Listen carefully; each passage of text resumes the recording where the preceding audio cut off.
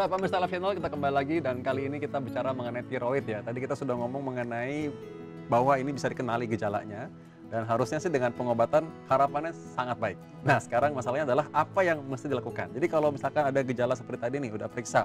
Kan sekarang udah banyak orang tuh yang udah mulai ngerti tuh. Ngerti ya? Dia cek TSH, T3, Ya, T4. ya, Nah, mungkin secara simpel apa sih itu sebenarnya?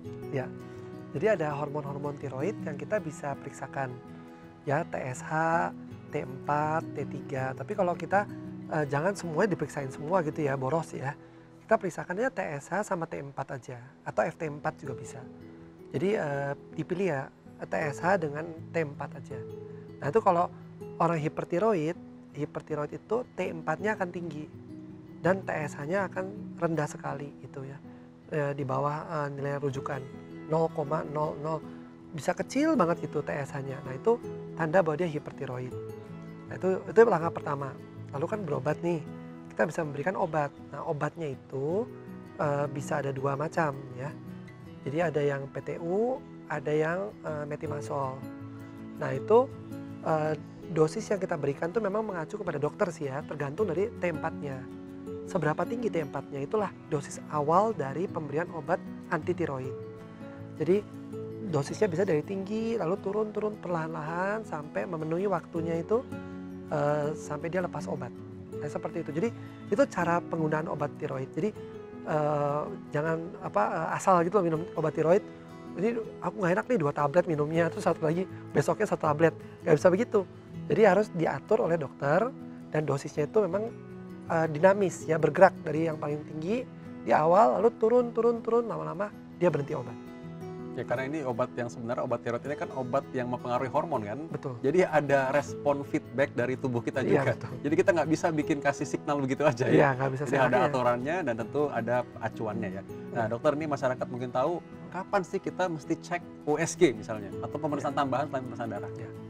Jadi selain pemeriksaan darah, kita juga perlu memeriksakan USG untuk melihat apakah memang betul dia bengkaknya karena hipertiroidnya karena penyakit Graves. Penyakit Graves itu memang tiroidnya bengkak gitu. Tapi kalau dia ada benjolan, nah itu adalah hal lain tuh. Sakitnya bisa hal yang lain. Jadi memastikan dengan USG itu selalu penting untuk pasien-pasien hipertiroid. Situasi gambaran tiroidnya itu perlu. Nah, satu lagi yang tadi saya sudah sampaikan, pemeriksaan auto antibody tiroid itu penting. Ya, TRAP. Memang nggak semua bisa memeriksakan itu, nggak semua lab bisa memeriksakan itu, tapi kita cari bisa memeriksakan TRAP itu untuk tahu kira-kira proyeksinya berapa lama itu nanti penyakit ini diobatin. Ada yang setahun, 1,5 tahun, 2 tahun, kalau tinggi banget TRAP-nya bisa sampai 3 tahun, bisa. Nah, itulah kita harus sabar tuh dalam mengobati itu, sampai nanti tiap tahun kita akan periksakan TRAP-nya sampai TRAP-nya tuh habis. Tuh. Sebenarnya orang-orang yang bagaimana yang ini berisiko untuk punya penyakit seperti ini? Ya, jadi keluarga, risiko keluarga itu sangat kuat bagi pasien-pasien hipertiroid itu kuat. Jadi kalau bapak ibunya punya sakit hipertiroid atau hipotiroid atau kanker tiroid, nah anaknya itu bisa berisiko lebih. Lalu pasien-pasien yang kekurangan yodium, nah itu ada tuh, masih ada penduduk di beberapa pelosok itu yang gangguan kekurangan yodium atau kelebihan yodium itu juga berisiko.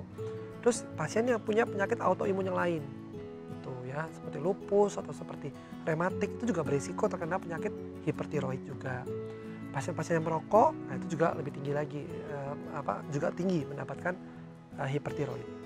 Apakah ini yang orang sering bilang katanya penyakit gondok ini karena kurang garam? Ya itu bisa juga dikatakan demikian, nggak salah sepenuhnya itu. Betul, jadi garam beryodium itu memang penting asupannya bagi anak-anak dari sejak dalam kandungan, bahkan ya dari kandungan sampai kanak-kanak sampai remaja itu penting sekali. Kalau asupan yodiumnya tuh pas, memang itu mencegah terjadinya penyakit tiroid apapun, termasuk kanker tiroid juga dicegah. Kalau asupan yodiumnya tuh betul seperti itu atau cukup gitu ya, jangan berlebihan. Jadi memang asupan garam beryodium itu penting lah untuk kita semua. Ada advice khusus nggak sih dalam pengobatan hipertiroid ini mengenai pola hidup misalnya? Ya, di petunjuk-petunjuk ya semua adalah stop rokok, itu yang paling penting. Jadi minum obat dengan teratur, jangan sampai skip obatnya, dan stop rokok, itu penting. Dan cek berkala itu hormon FT4 atau TSH-nya itu ke dokter. Jadi dokter akan memandu, bisa setiap bulan dulu, pertama-tama tiap bulan mungkin. Lalu lama-lama per 2 bulan atau per 3 bulan itu bisa memandu untuk dosisnya tuh supaya nggak sampai salah. Karena ada tuh orang sudah turun hormonnya, tapi dia dosisnya dipertahankan segitu terus gitu, dia nggak mengubahnya. Itu jadinya bablas, nanti jadi hipotiroid gitu, karena obat. Nah jadinya kalau bisa kita atur dosisnya itu obatnya sesuai dengan hormonnya, hasil labnya. Gitu. Jadi pertama tuh disiplin dalam minum obat di jam yang sama, kalau bisa di pagi hari. Terus stop rokok, hidup sehat, gitu. Ya itu sebetulnya. Jangan stres. Jangan stres ya. Jangan stres ya. Ini yang menarik nih, sebelum sana banyak orang sudah tahu lah. Pasti pemirsa juga udah tahu ya, pesan channel bahwa ya rokok pasti banyak bahaya kesehatannya. Tapi secara spesifik sebenarnya untuk tiroid, kenapa dia bisa bikin bahaya dan kenapa harus di stop? Ya, itu pertanyaan bagus banget ya. Karena dia meningkatkan resiko kejadian mata tiroid. Itu pasti. Jadi mata tiroid itu resikonya itu meningkat berkali-kali lipat kalau orang tersebut merokok. 1. Nomor 2, TRAP itu antibody autoimun tiroid itu jadinya manteng terus, dia tinggi terus. Nggak turun-turun kalau dia merokok. Dan itu membuat dia susah untuk sembuh. Susah sembuh, nggak bisa diobatin. Tapi yang paling berat adalah mata. Pasien-pasien kita yang hipertiroid yang masih merokok terus, selain susah sembuh dia juga berkembang tuh matanya, tiroidnya makin melotot dari waktu ke waktu. Dan kalaupun diobatin pakai steroid, nggak sembuh-sembuh. Itu kasihan juga sih jadinya. Itu harus di strict banget, harus stop rokok. Ya. Bagaimana approach atau pendekatan lah ya, misalnya untuk orang yang ya stres ya, itu kan susah dihindari. Ya. Tapi bagaimana pasien-pasien yang mungkin ya ini kan dengar debar-debar, kadang-kadang tadi dia bilang ada pasien yang dibilang, "Dok, kenapa saya sekarang cepat kaget ya gitu?" Ya. Apa gara-gara tiroid saya? Memang punya juga sih hipertiroid. Dan dia jadi stres sendiri akhirnya. Bagaimana tuh kalau ada pasien-pasien seperti itu yang mungkin ya, antara pemirsa juga ada ya? Ya, jadi selain kita memberikan obat anti tiroid tadi itu, si PTU sama metimazol tadi, itu kan sudah memblok hormon tiroidnya, dia akan membaik tuh. Tiroid itu kalau hormonnya tuh turun, gejalanya tuh akan pasti membaik. Jadi dia sangat berhubungan sekali antara penurunan hormon dengan perbaikan gejala. Seketika lagi. Dalam seminggu tuh pasien bisa sangat happy banget. Iya dok, saya setelah minum obat itu seminggu aja langsung enak loh dok gejalanya. Itu memang betul, jadi ketika hormonnya turun karena obat, langsung perbaikan gejala, seperti itu. Terus itu yang pertama, jadi perbaikan gejala itu cepat. Nah kita kadang-kadang memberikan juga obat untuk mengurangi debar jantung. Jadi namanya itu propanolol ya, beta blocker. Beta blocker itu bisa kita berikan, dokternya memberikan untuk debar-debar jantungnya supaya berkurang. Nah, dengan gejala-gejalanya sudah berkurang, enak gejalanya, nah pasien akan lebih less stres. Jadi nggak terlalu stres lagi, nggak terlalu kagetan lagi. Dan kalau bisa diusahakan supaya dia bisa tidur dengan tepat waktu. Jadi 7-8 jam sehari kalau bisa, supaya dia nggak stres. Nah, sebenarnya kalau ngomong itu mudah ya, jangan stres. Tapi stresor tuh selalu ada, jadi kalau bisa pasien tuh bisa mengelolanya dengan baik. Jadi kata-kata itu mengelola dengan baik stres. Mengelola stres ya. Ya. Kan zaman dulu orang bilang jangan stres memang, atau hilangkan stres, tapi ya kalau hilang stres kadang-kadang hilang kerjaan juga nih. Karena kalau kerja ya pasti ada stresnya. Tapi tadi seperti Dr. Arsun bilang bahwa kita sebenarnya harusnya memanage atau kita mengelola stres. Jadi tahu kapan kita harus bisa ada refreshing atau melakukan kegiatan yang kita senangi sehingga kita bisa balance atau seimbang. Nah, dokter, ini hal yang penting juga ya. Kalau ada orang yang mungkin dia pernah ada riwayat tiroid lah, hipertiroid, apa yang dia harus lakukan saat ini? Ya. Jadi banyak ya pasien-pasien yang sembuh dari hipertiroid itu misalnya sudah minum obat selesai, dia lulus tuh 2 tahun atau 2,5 tahun misalnya. Lalu selanjutnya dia harus memantau gejala tentu saja ya. Apakah ada gejala tuh kambuh lagi apa tidak. Terus nomor 2 dia akan memasukkan hormon tiroid itu dalam medical check up tahunan sebaiknya. Jadi FT4 TSH itu menjadi bagian dari medical check up-nya. Kadang-kadang dalam paket medical check up itu bisa nggak ada tuh pemeriksaan tiroid gitu. Yang sering kan gula, lever gitu kan, ginjal. Tapi tiroid itu jarang. Nah, kita memasukkan hormon dua itu. Jadi TSH dan FT4.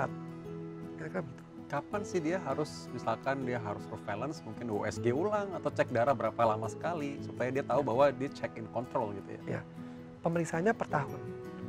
Kalau USG nggak wajib sih per tahun untuk hipertiroid, tapi kalau untuk hormon FT4 TSH itu wajib diperiksakan kalau bisa dalam medical check up per tahun. Jadi kalau kita tuh kalau melepas obat tiroid itu ya, dalam tahun pertama pasca berhenti obat itulah masa-masa paling genting atau krusial terjadinya kekambuhan. Jadi tiap 3 atau 4 bulan sekali akan diperiksa tuh FT4 TSH-nya setelah dia lepas obat sampai setahun. Jadi setahun pasca berhenti obat itu, nah pasien jadi tanpa kekambuhan, nah itu baru dikatakan bahwa dia memang betul-betul remisi, betul-betul sembuh dari hipertiroidnya. Nah setelah itu baru dia per tahun diperiksakannya. Itu rekomendasinya seperti itu. Kalau orang yang orang tuanya tadi punya riwayat tiroid, dia udah tahu nih, kadang kan dia parno sendiri atau takut ya. Ya. Kapan sih dia harus, saya kayak harus mulai cek deh, mungkin gejala belum muncul tapi dia cek terus, mungkin nggak dia selamat dari itu gitu, sama baru subklinis lah misalnya. Ya memang FT4 dan TSH itu yang akan diperiksakan, dua itu sejak dia usia dewasa. Usia dewasa. Boleh Ya. dalam medical check up tahunan Dia dia tambahkan atau sendiri mungkin tambahkan ya. Dalam medical check up tahunan. Kalau memang belum bergejala, kita bisa menghematnya dengan hanya pemeriksaan TSH saja. TSH itu yang pertama kali turun, dia yang pertama kali turun duluan dia, barulah FT4 itu naik gitu. Jadi kalau mau mendeteksi lebih awal, memang TSH dulu yang diperiksa. Baik, ya memang tadi terkait dengan stres dan juga pola hidup, ya memang kita tahu bahwa kadang-kadang orang stres ya wajar aja, tapi kita percaya bahwa di tangan Tuhan, Tuhan kota dan benteng kita, dan kita percaya ketenangan kita berasal dari Tuhan. Jadi kalau bagi Anda yang sedang bergulat dengan masalah tiroid, cepat ditangani, cepat diobati, mudah-mudahan cepat sembuh. Tuhan, terima kasih kalau sudah memberikan informasi kepada masyarakat semua. Kita ketemu lagi di edisi Shalom Doc berikutnya, tetap di Live Channel. Sampai ketemu episode berikutnya, Tuhan berkati.